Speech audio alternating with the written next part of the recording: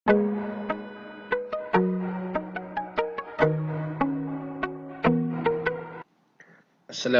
warahmatullahi wabarakatuh.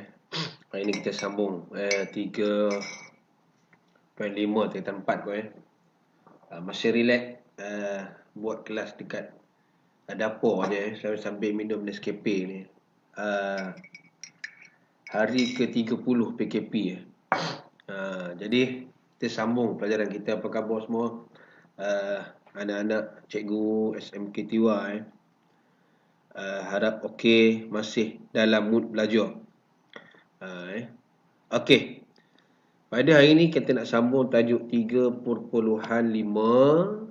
Pelajar boleh tengok situ 3.5.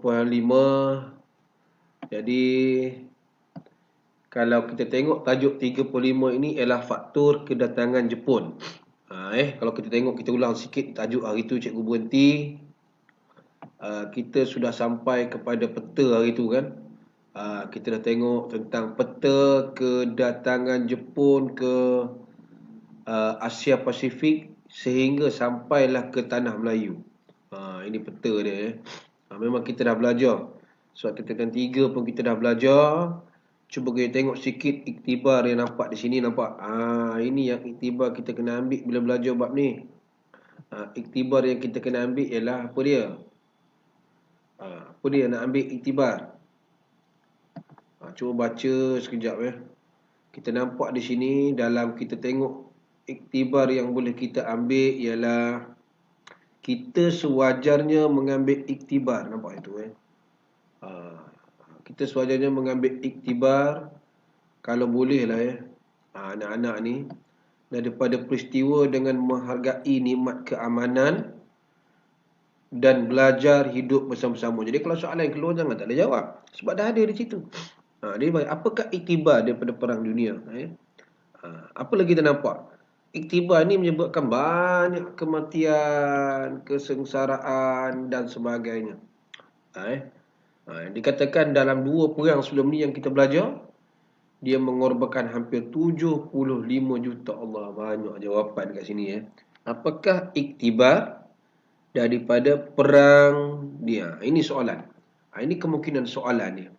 Apakah iktibar daripada Perang Dunia Kedua yang merangkumi Eropah dan Asia Pasifik? Nak 3 markah.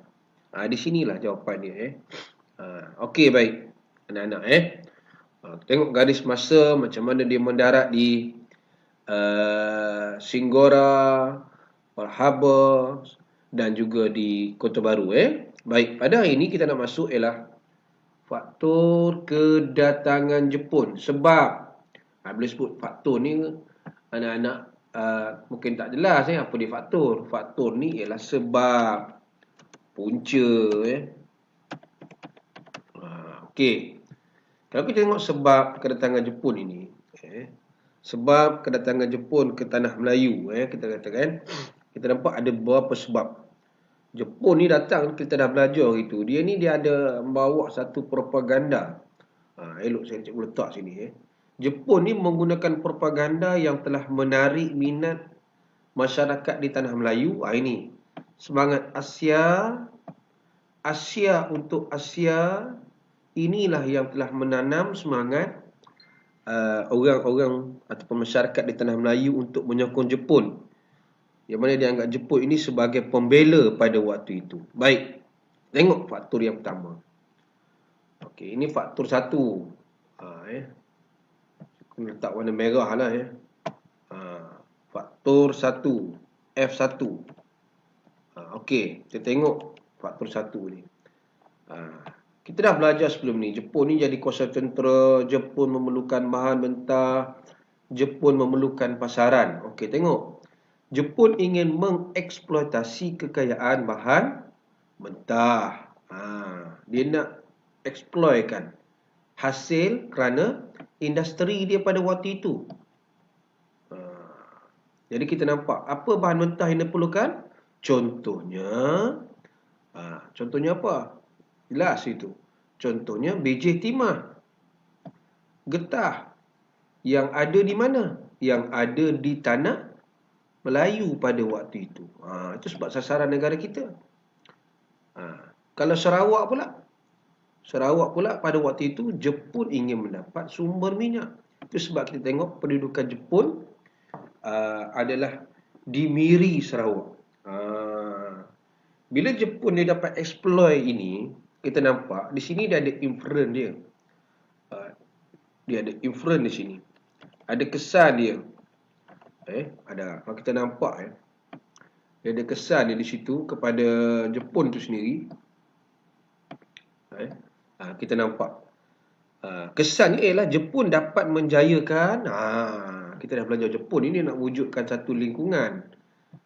Dia saja iaitu pembentukan kawasan lingkungan kesemakmuran. Dia macam peta tu, ekonomi tu dikuasai oleh orang Jepun.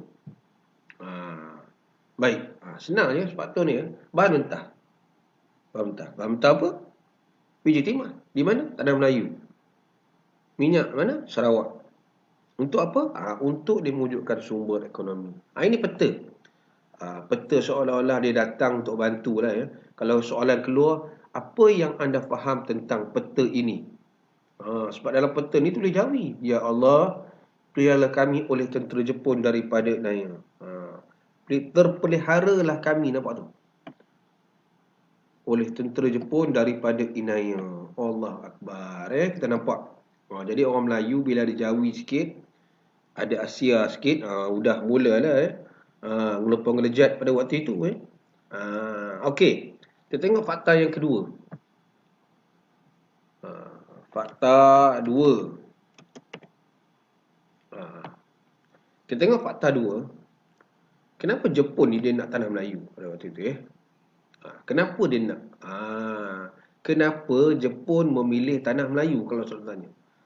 Okey, kita tengok situ Kalau kita tengok kenapa Jepun pilih tanah Melayu pada waktu itu, kita nampak semenanjung tanah Melayu ini dia strategik. Strategi untuk pengkalan tentera laut British pada waktu itu. Jadi bila Jepun dapat tawan, British lari, dia jadi tempat strategik bagi Jepun. Kenapa? Kerana untuk membuka laluan penguasaan Jepun terhadap telaga minyak. Sebab Jepun ini nak kuasai bahan mentah. Strategik bagi British. Bila British kalah, strategik bagi Jepun. Sama aja. Pemain-pemain tentu juga. Itu sebab Jepun, bila ditawan, akhirnya British kesilapan strategi. British semua turun-turun sampai ke Singapura. Itu kita nampak dalam peristiwa Lieutenant Adenan tu yang sangat tragis lah kita tengok yang ditikam bertubi-tubi tak nak cerita yang itulah Okey. Ini kita nampak kenapa nak kepentingan strategik. Kenapa kepentingan strategik? Kenapa bahan mentah? Dia mesti link dengan hasrat Jepun untuk mewujudkan ini lingkungan kesemakmuran bersama Asia Timur Raya. Jadi bila dia dapat itu, bahan mentah dapat dengan serangan yang sangat hebat. Kita tengok di bawah tu serangan yang bertubi-tubi daripada darat, laut dan udara. Jepun mudahlah menawan tanah Melayu pada waktu itu. Okey. Kita tengok serangan Jepun ke atas negara kita ni. Ini sekadar kita tengok seimbas lalu pun tak apa anak-anak tempat serangan Jepun ni kalau kita tengok, serangan Jepun ialah pendaratan serentak. Tengok anak panah tu di pantai Kuala Pak Aman, pantai Sabak Kota Baru dan Thailand pada 8 Disember. Ingat tarikh tu. Ini tarikh tu ingat.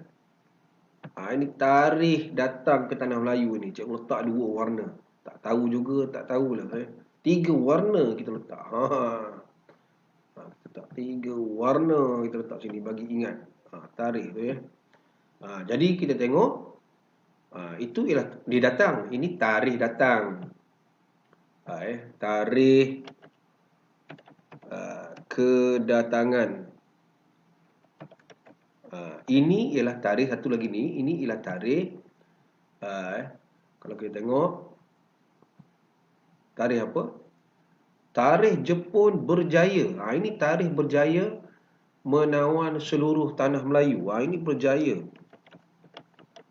Menawan seluruh tanah Melayu.